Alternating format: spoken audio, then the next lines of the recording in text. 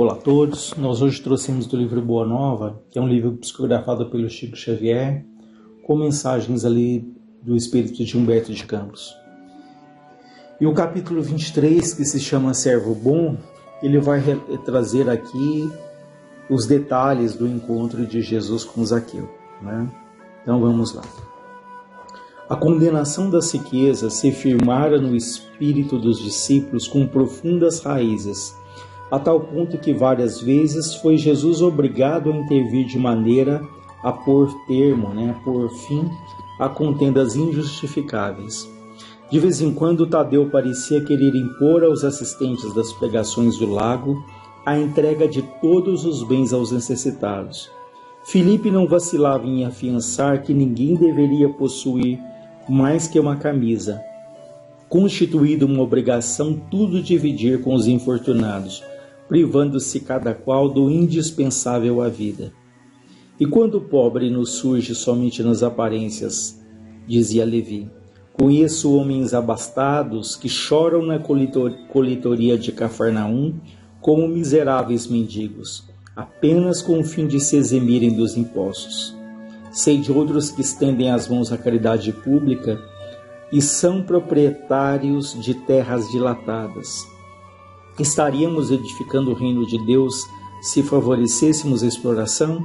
Então vejam que alguns discípulos tinham uma visão muito dura a respeito da riqueza, que eles condenavam ali veementemente a riqueza, generalizando que as pessoas que tinham muito dinheiro não eram pessoas de bem, Porque Jesus falava muito do amor aos pobres, aos infortunados, mas alguns discípulos tomavam isso ali ao pé da letra e viam com maus olhos qualquer pessoa que tivesse uma condição financeira mais abastada. Simão Pedro também diz, tudo isso é verdade, entretanto, Deus nos inspirará sempre nos momentos oportunos. Vejam que isso aqui é uma resposta à dúvida de Levi, e quando chega alguém que tem muito dinheiro, que vem ali nos enganar pedindo ali alguma esmola, será que a gente vai estar edificando o reino de Deus quando pessoas que têm condições estendem as mãos ali pedindo algo? E Simão Pedro sabiamente diz que Deus irá inspirar nos momentos oportunos, mas que eles não deveriam abandonar os que realmente estão desamparados. Isso acontece dos dias atuais. Nós nos perguntamos, e aí? Quais as situações que eu devo ou não devo fazer uma doação? Sendo que sabemos que há pessoas que exploram, que não precisam, no entanto pedem esmolas, mas é o que ele fala, peçamos a Deus ali a intuição, mas não é porque algumas pessoas exploram essa condição, que sem precisar pedem esmolas, que nós devemos nos abster ou abandonar aqueles que realmente precisam. E se alguém recebe alguma doação e faz mau uso, cada um é que responde ali pela própria consciência e perante a Deus. Então nós não podemos abrir mão ali de não fazermos nada, de não queremos ajudar ninguém a pretexto de que tem pessoas que abusam, porque como Simão Pedro fala, há muitos que de fato precisam e que necessitam ali do nosso olhar, do nosso amparo. E Levi não se dava por vencido, que fala e retrucava, que a necessidade sincera deve ser objeto incessante de nosso carinhoso interesse, mas tratando-se de falsos mendigos, é preciso considerar que a palavra de Deus nos tem vindo pelo Mestre, que nunca se cansa de nos aconselhar a vigilância. É imprescindível não viciarmos o sentimento de piedade a ponto de prejudicarmos os nossos irmãos no caminho da vida. O antigo cobrador de impostos, que Levi foi um cobrador de impostos, expunha assim a sua maneira de ver. Mas Filipe, agarrando-se à letra dos ensinos, obtemperava com ênfase. Continuarei acreditando que é mais fácil passar um camelo pelo fundo de uma agulha do que a entrada do rico no reino do céu. Então vejam que, uma vez mais, um discípulo reforça essa ideia de que os ricos não seriam pessoas de bem, de que os ricos não seriam dignos ali da palavra do Cristo. E Jesus, ele não participava dessas discussões, diz aqui no livro Boa Nova. Porém, ele sentia as dúvidas que pairavam no coração dos discípulos e, deixando-os entregues aos seus raciocínios próprios, aguardava a oportunidade para um esclarecimento geral. Isso faz uma constante ali na vida do Cristo, ele esperar o momento ideal. Não é em todos os momentos que ele imediatamente já respondia, que ele já esclarecia, mas ele aguardava ali o momento ideal, ele aguardava o fato para que diante ali de uma situação concreta, o ensinamento ganhasse ali maior profundidade e pudesse fixar de uma maneira mais intensa no coração e na mente ali dos discípulos, não é? E aqui continua dizendo: passava-se o tempo e as pequenas controvérsias continuavam acesas. Chegara, porém, o dia em que o mestre se ausentaria da Galiléia para a derradeira viagem a Jerusalém. A sua última ida a Jericó, antes do suplício, era aguardada com curiosidade imensa. Grandes multidões se apinhavam nas estradas. Um publicano abastado de nome Zaqueu, que era um coletor de impostos, inclusive ele era chefe ali de um grupo de cobradores, de coletores de impostos, que então, reforçando, se chamava Zaqueu, conhecia o renome do Messias e desejava vê-lo. Chefe prestigioso na sua cidade, homem rico e enérgico, Zaqueu era, porém, de pequena estatura, era baixinho, Tanto assim que, buscando satisfazer ao seu desejo ardente, procurou acomodar-se sobre um sicômoro, que é uma árvore, levado pela ansiosa expectativa com que esperava a passagem de Jesus. Coração inundado de curiosidade e de sensações alegres, o chefe publicano, ao aproximar-se do Messias, admirou-lhe o porte nobre e simples, sentindo-se magnetizado pela sua indefinível simpatia. Isso é um fato que se repete em tantas situações, em que era impossível que alguém tivesse um contato direto com Jesus, que olhasse nos olhos de Jesus e não se sentisse altamente impactado pela vibração, pela energia que emanava de Jesus. Ao mesmo tempo era uma pessoa simples, mas, no entanto, alguém que provocava em todos os que encontravam um impacto ali, uma influência muito, muito grande. E, altamente surpreendido, Zaqueu, altamente surpreendido, verificou que o mestre parara a seu lado e lhe dizia com um acento íntimo: Zaqueu, desce dessa árvore, porque hoje necessito da tua hospitalidade e da tua companhia. Então vejam que naquela multidão gigantesca ali, Jesus consegue perceber aquele homem de baixa estatura, e ele percebe claramente que não era mais um ali na multidão, mas era alguém que desejava de fato estar com ele, sentia dentro de si essa necessidade de, mais do que conhecer o Cristo, ele já sentiu o coração pronto ali para receber a boa nova, as palavras, a mensagem ali do Mestre. Sem que pudesse traduzir o que se passava em seu coração, o publicano de Jericó, Zaqueu, desceu de sua improvisada galeria possuído de imenso júbilo.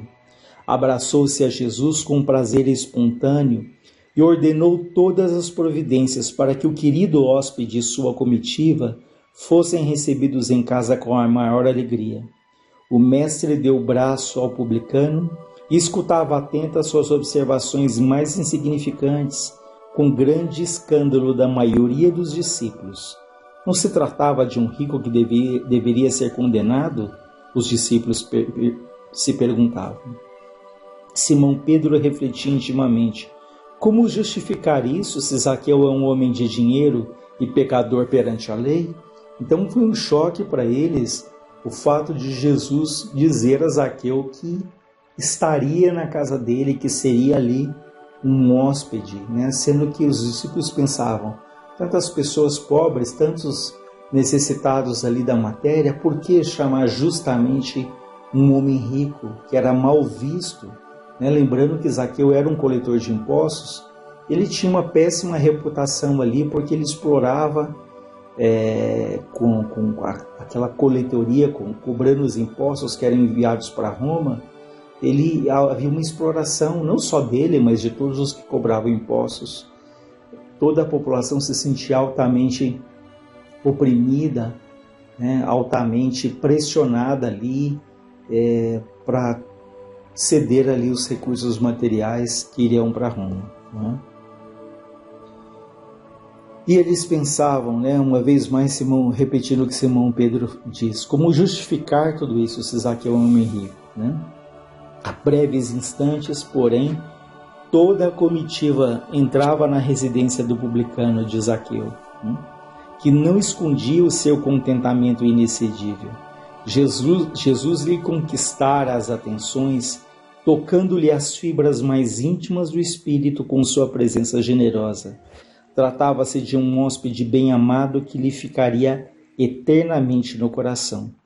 Aproximava-se o crepúsculo quando Zaqueu mandou oferecer uma leve refeição a todo o povo em sinal de alegria, sentando-se com Jesus e os discípulos sob um vasto alpendre. A palestra versava sobre a nova doutrina, e sabendo que o mestre não perdia ensejo de condenar as riquezas criminosas do mundo, o publicano esclarecia com toda a sinceridade da sua alma: Senhor, é verdade que tenho sido observado como homem de vida reprovável, né, condenável, mas desde muitos anos eu venho procurando empregar o dinheiro de modo que represente benefícios para todos os que me rodeiam na vida. Compreendo que aqui em Jericó havia muitos pais de família sem trabalho e organizei múltiplos serviços de criação de animais e de cultivo permanente da terra. Até de Jerusalém, muitas famílias já vieram buscar em meus trabalhos um indispensável recurso à vida. Então veja que ele diz aqui humildemente a Jesus, que ele sabe que ele é visto como alguém ali condenável, mas ele fala: eu tenho usado meu dinheiro, eu tenho ali proporcionado o sustento de várias famílias, cultivando a terra, e que várias famílias até de outra cidade de Jerusalém têm vindo ali buscar o auxílio. E Jesus responde: abençoado seja o seu esforço, Zaqueu. Zaqueu ganhou novas forças e murmurou: os servos de minha casa nunca me encontraram sem a sincera disposição de servi-los. Olha que interessante, ele tratava muito bem ali os empregados, os servos deles, né? O que naquela época não era nada comum, né? Porque, não só porque os escravos eram muito maltratados, e mesmo aqueles romanos que queriam tratar bem os escravos, alguns não tratavam, porque eles encaravam aquilo como uma humilhação, e seria como se eles, como senhores, se rebaixassem. Até relatos de senhores que libertaram muitos escravos e foram até punidos por isso, né? Mas vejam, então existia toda uma pressão para que os escravos não fossem bem tratados, mas naturalmente havia exceções, haviam senhores, haviam romanos ali de bom coração, e Zaqueu era um publicano que tratava ali muito bem todos os que moravam ali na casa dele, né? E Jesus fala, né, depois que ele fala que os empregados, os servos sempre tiveram ali a ajuda dele, Jesus fala: regozijo-me, né, alegro-me contigo. O publicano que tantas vezes for injustamente acusado experimentou grande satisfação. A palavra de Jesus era uma recompensa valiosa para a sua consciência dedicada ao bem coletivo. E ele diz: Senhor, Senhor, é tão profunda a minha alegria que repartirei hoje com todos os necessitados a metade dos meus bens.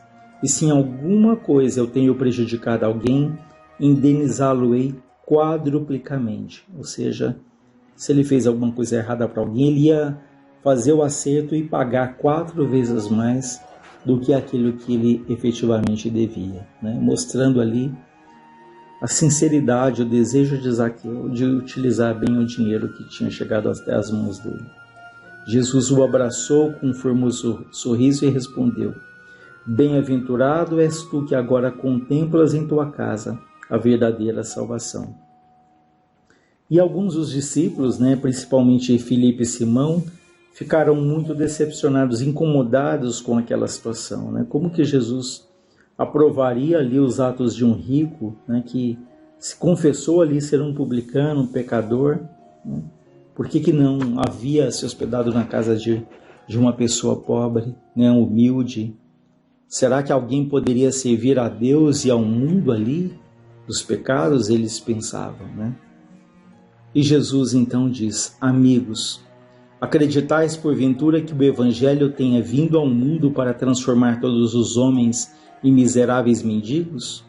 Qual a esmola maior? É aquela que socorre as necessidades de um dia ou que adota providências para uma vida inteira? Deixando claro que ali naquele momento, a ajuda que lhe daria a Zaqueu seria uma ajuda que modificaria a vida daquele homem, não só aquela, mas muitas vidas durante ali, pelo resto da eternidade. Então, para que os discípulos não se fixassem só na esmola de um dia, mas pensassem ali que a ajuda a quem quer que fosse, a mesma ao rico, poderia ser uma ajuda que perduraria ali naquela existência toda e teria impacto em tantas outras. E Jesus continua perguntando, dizendo: no mundo vivem os que entesouram na terra e os que entesouram no céu. Os primeiros, os que entesouram na terra, escondem suas possibilidades no cofre da ambição e do egoísmo, e por vezes atiram uma moeda dourada ao faminto que passa procurando livrar-se da sua presença. Vejam, aqueles que acumulam riquezas ali, que entesouram aqui na terra e não no céu, são aqueles que até eventualmente fazem alguma doação, mas muito mais para se livrar daquele que está pedindo, do que propriamente no intuito ali de ajudá-lo, de devolver àquela pessoa o mínimo ali da dignidade que ela merece. Ele fala dos segundos, que acumulam para o espírito. Esses ligam suas existências a vidas numerosas, fazendo de seus servos, dos seus auxiliares de esforços, a continuação da sua própria família.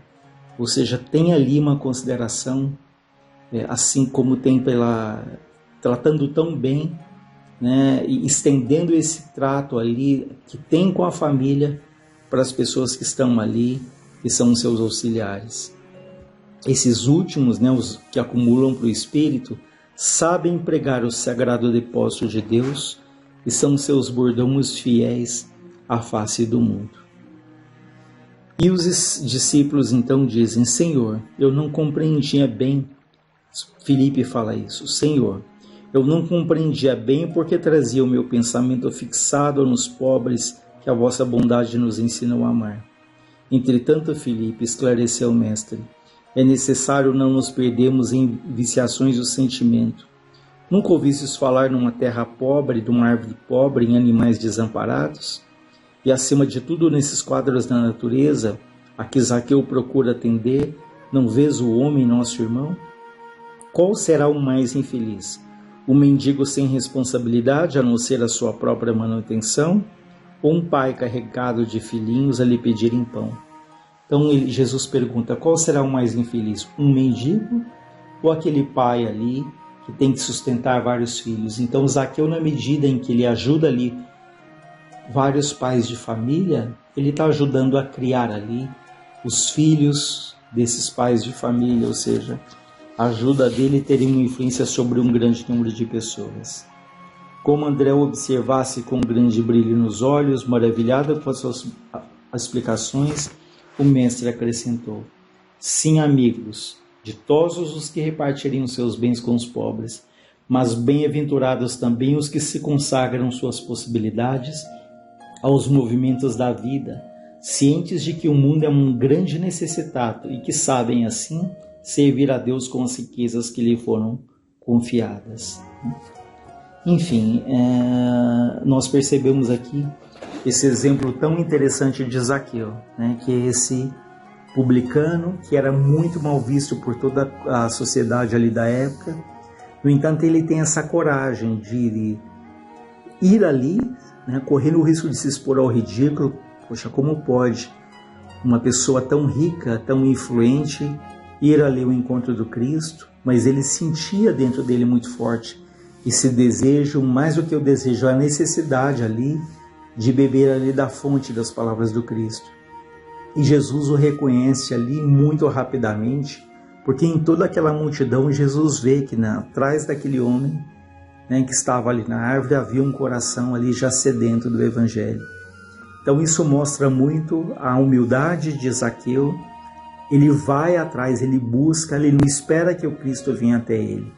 Então isso é um convite para que nós também possamos ir ao encontro do Cristo. E quando Jesus fala, desce da árvore e vem até, né, que eu vou me hospedar na sua casa.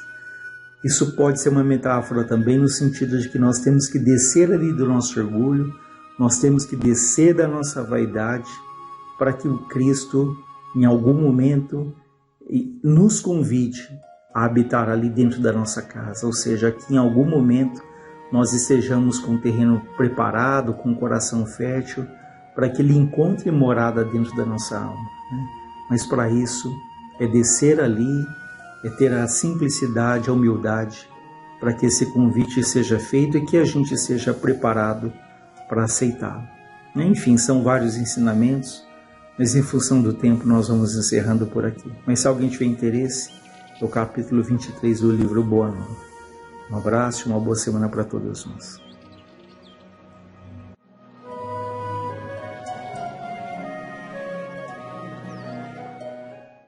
Saudações a todos.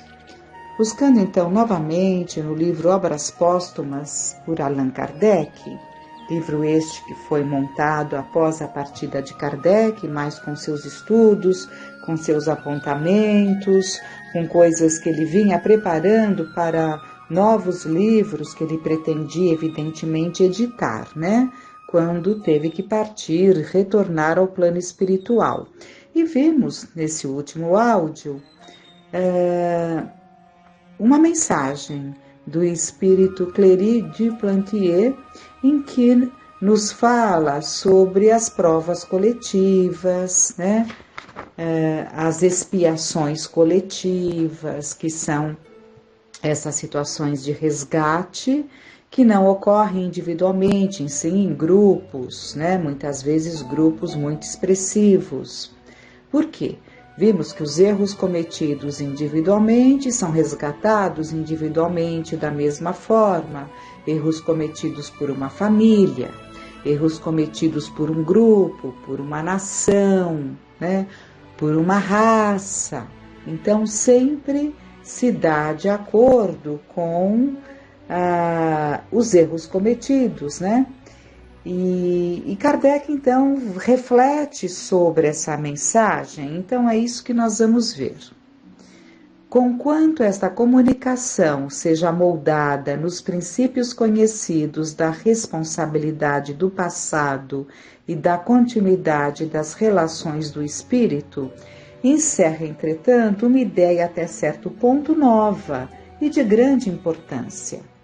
A distinção que estabelece entre a responsabilidade pelas faltas individuais ou coletivas, da vida privada e da vida pública, dá razão de alguns fatos ainda mal compreendidos e mostra mais precisamente a solidariedade que liga os seres uns aos outros e as gerações entre si. Então, justamente foi mostrado na mensagem, foi comentado, coisas até conhecidas, né? Mas é muito importante que entendamos, como foi colocado, que existem os erros cometidos na vida privada e os erros cometidos na vida pública, né? Ela inclusive coloca que um bom pai de família pode cometer erros como cidadão. Um cidadão justo, né, cumpridor dos deveres, pode cometer erros na família, né? Então, e tudo isso, né, traz ali as consequências, mas, como é dito aqui, isso acaba ligando as gerações, né? Então, quando bem compreendido, perceberemos que existe uma solidariedade que liga os seres uns aos outros e as gerações entre si. É assim que muitas vezes o indivíduo renasce na mesma família ou os membros de uma família renascem em condições de constituir uma nova com outra posição social, a fim de estreitarem os laços de afeição ou repararem erros comuns. Então, é muito comum, às vezes, o espírito retornar para o mesmo tronco, para a mesma família. Outras vezes, retornarem juntos, constituindo uma nova família, numa nova posição social, numa outra situação, né? Por motivos de ordem mais geral, o espírito renasce às vezes no mesmo meio, na mesma nação, na mesma raça, por simpatia ou para continuar com os elementos já elaborados, os estudos a que se dedicou, aperfeiçoar-se, prosseguir os trabalhos começados, que a brevidade da vida ou as circunstâncias não permitiram concluir. A reencarnação no mesmo meio é a causa do caráter distintivo dos povos e das raças, né? Então, a reencarnação no mesmo meio é o que torna essa diferença entre os povos. Então, os mesmos espíritos reencarnando por diversas vezes, não que eles não mudem, né? Quando há necessidade, muda-se completamente de ambiente, até para o próprio aprendizado, né? Quando temos ali uma indisposição em relação a um determinado povo, indisposição essa que não se ajusta, né? Não acalma, não melhora, permanece, nasce-se ali, né? Deus nos coloca ali naquele ambiente para que aprendamos ali a perceber os valores de determinado povo, de determinada raça, né? Então, a reencarnação no mesmo meio é a causa do caráter distintivo dos povos e das raças, porque normalmente reencarnamos muitas vezes no mesmo ambiente, no mesmo povo, na mesma raça. E evidentemente que espíritos que reencarnam juntos por muitas vezes adquirem determinados hábitos, né? A personalidade se molda de uma forma tal que torna-se uma característica de um determinado povo, né? Isso constitui essas diferenças. Com o progresso geral, os indivíduos vão necessariamente perdendo os caracteres primitivos até que de todos se transformem. Os franceses de hoje são, pois, os do século passado, os da Idade Média, os dos tempos druídicos, são os verdugos e as vítimas do feudalismo, os que escravizaram ou trabalharam pela libertação dos povos, que tornaram a França transformada, onde uns espiam, em humildes posições, o seu orgulho de raça e outros gozam do fruto dos seus esforços. Então, aqueles que trabalharam para, aqui no caso que ele cita, uma França, né, liberta, né, das escravizações, retornam desfrutando dos trabalhos que desenvolveram, e outros espiando como consequências do que fizeram, né? Quando pensamos em todos os crimes daqueles tempos em que a vida dos homens e a honra das famílias eram tidas na mais vil conta, em que o fanatismo acendia fogueiras em honra da divindade, quando pensamos em todos os abusos do poder, nas injustiças cometidas com desprezo dos mais sagrados direitos, quem pode estar seguro de ter as mãos limpas e admirar-se de ver grandes e terríveis expiações coletivas? Não sei se vocês recordam-se que no questionamento de Kardec, que ele faz uma pergunta já dando uma série de considerações, né? Ele coloca ali que entende-se o resgate de expiações, né? deslizes, de erros cometidos individualmente, mas como entender uma prova coletiva em que bons ou maus vivem ali a mesma situação? Acabamos de ler que muitas vezes no nosso presente está tudo muito dentro do cumprimento dos nossos deveres, né? Mas nós temos um passado ainda, né? Um passado a ser trabalhado, a ser reajustado, a ser provado ou até mesmo expiado, né? Então, isso nos ajuda a compreendermos. E Kardec continua nos seus comentários, nas suas análises. Porém, das convulsões sociais resulta sempre algum benefício. Os espíritos esclarecem-se pela experiência. A desgraça estimula-os a procurar remédios para os seus males.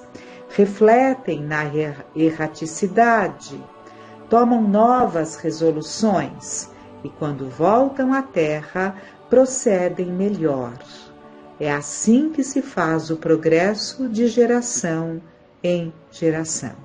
Então, aqui ele está colocando que sempre vem benefícios dessas convulsões sociais, né? Primeiro, que para os que ficam, a desgraça estimula a procura de medicamentos para os males. Isso, a história das nossas vidas, da humanidade, nos aponta, né? Quantos progressos nos momentos mais críticos, né? Além de, refletem na erraticidade. O que é refletir na erraticidade? Erraticidade é o plano espiritual, onde estão os espíritos aguardando o momento de retornarem ao novo corpo de carne, né? Estão na erraticidade. Então, aqueles que partem nessas situações, nessas convulsões sociais, eles têm a probabilidade, né? A possibilidade de refletirem, tomarem novas resoluções e voltarem para a Terra dispostos ao acerto, livres até de ideias mal elaboradas, preconceitos descabidos, nascidos de um fanatismo, né? De uma pseudo-sabedoria, e por assim vai. Aí retornam ao plano espiritual, retemperam-se e voltam, né? Mais preparados. Não podemos duvidar que haja famílias, cidades, nações, raças culpadas, porque, dominadas pelo orgulho, o egoísmo, a ambição, a avareza, seguem por mau caminho e fazem em comum o que faz isoladamente um indivíduo, né? Então, nós sabemos que existem os erros individuais, mas que podem alcançar uma coletividade, né? E todos ali juntos acabam sendo responsáveis por determinados crimes, né? E às vezes uns colocam a mão na massa, outros arquitetam, outros aplaudem. Aí já vem aquele ensinamento de Jesus. O pecado por pensamento. Não colocou a mão na massa, não arquitetou, mas aplaudiu. Tem responsabilidade? Sim, pelo que temos estudado, sim. Né? Cada um no seu grau de responsabilidade. Mas sim, tem-se responsabilidade. Porque quando você aprecia uma determinada situação, né? Aplaude uma determinada situação que fez um mal a tantos, mas que te agrada por alguma razão, você acaba, com certeza, compartilhando daquele pensamento, daquela ideia e aplaudindo os resultados, mesmo não tendo colocado a mão, mas você compartilha daquele sentimento que leva àquele determinado crime, né? É isso que nós temos que entender, o pecado por pensamento, que não nos isenta das responsabilidades, porque muitas vezes só não cometemos porque nos faltou a possibilidade, nos faltou a oportunidade, ou até por temor, mas a nossa vontade seria estar praticando aquilo que os outros praticaram. Então, bendita doutrina, encantadora doutrina, que nos leva às reflexões, né? Uma família enriquece-se à custa de outra. Um povo subjuga outro e plana em seu seio a ruína e a desolação. Uma raça procura aniquilar outra, eis porque há famílias, povos e raças sobre os quais pesa a pena de talião. Entendamos bem, aqui a pena de talião ele usa de uma forma figurada, né? Porque a pena de talião é olho por olho, dente por dente, que já foi um grande avanço, né? Porque era o direito de revidar na mesma moeda, digamos assim. Então, se você foi atingido por alguém, você podia revidar contra aquele alguém. Isso foi um grande avanço, porque até então era permitido alcançar toda a família. Toda a família era ali perseguida, morta, né, por um erro de um dos membros da família. Então, quando estipula-se a pena de talião, já vem como um avanço para os tempos primitivos. E, evidentemente, que aqui Kardec se utiliza de uma forma figurada, dizendo que cada um de nós, cada nação, cada povo responderá pelos atos praticados individualmente ou coletivamente. E Kardec continua: quem com ferro fere, com ferro será ferido, disse o Cristo. Quando Jesus fala da espada, né? Quem mata pela espada perecerá. Isso é justamente quem com ferro fere, com ferro será ferido.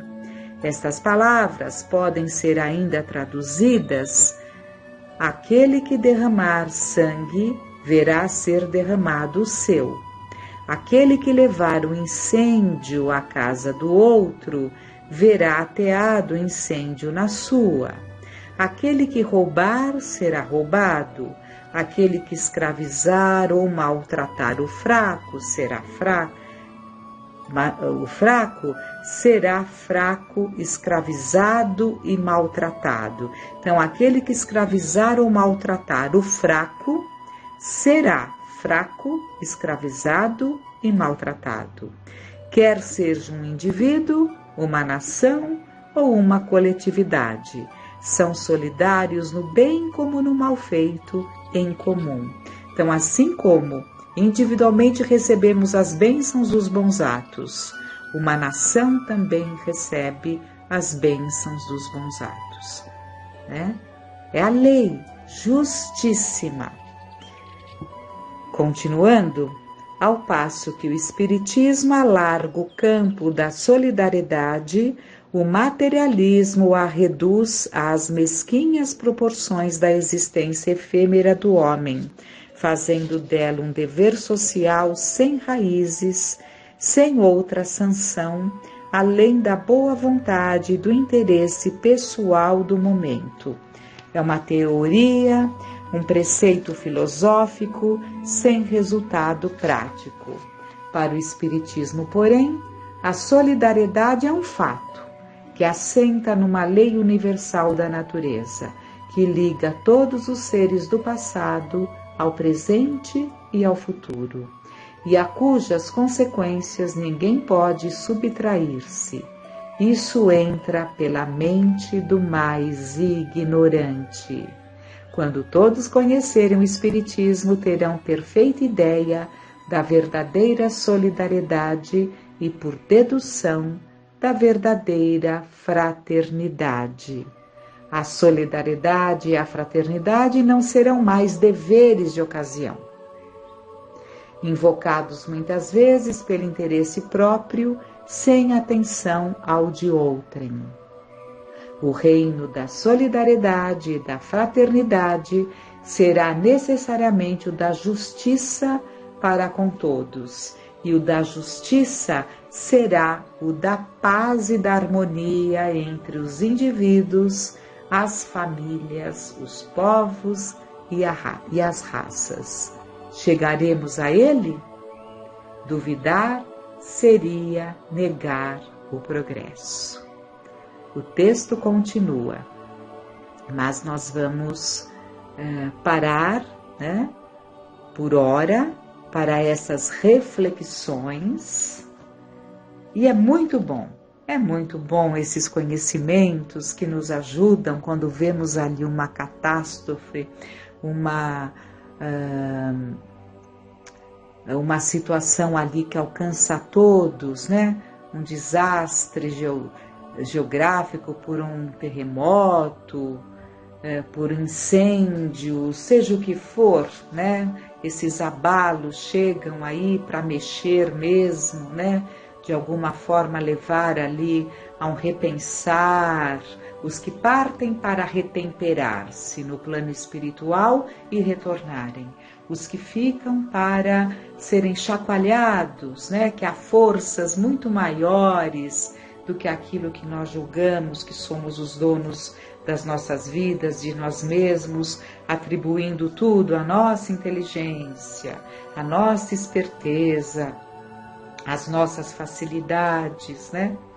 Em detrimento do outro, né? Que não consegue porque não se esforça, né? Sabe, esses pensamentos mesquinhos, muito obtusos, muito estreitos, de quem não consegue ver a extensão dessa realidade que vivemos, em que estamos imersos, né?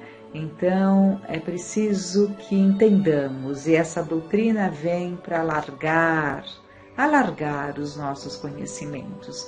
E isso traz uma estabilidade emocional, uma sensação de paz, porque nos afasta da revolta contra Deus, nos afasta desse sentimento de nos acharmos injustiçados, esquecidos, né? Ali a parte da sociedade, acaba com tudo isso porque nos aclara, nos esclarece sobre as leis divinas que nos regem. Fiquem para nós então essas reflexões, que fiquemos em paz.